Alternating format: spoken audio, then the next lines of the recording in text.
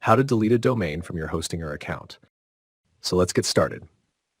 Once you log into your Hostinger account, this is the dashboard you will see.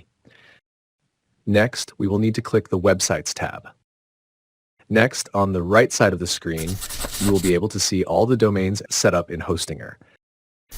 Take a moment to find the domain that you want to delete. Once you've found it, go to the same row as that domain. Then click on the 3 vertical dots, the More option. A small menu will appear. From that menu, click on Delete. Hostinger will now display a confirmation pop-up window. Before you can continue, you'll need to check both of the confirmation boxes. This is simply to make sure that you understand the domain will be removed. Once both boxes are checked, click the Delete button. And that's it. The selected domain will be permanently deleted. Just one quick reminder, deleting a domain is a permanent action. So before you continue, make sure you've selected the correct domain and that you no longer please subscribe to my channel and click the like button.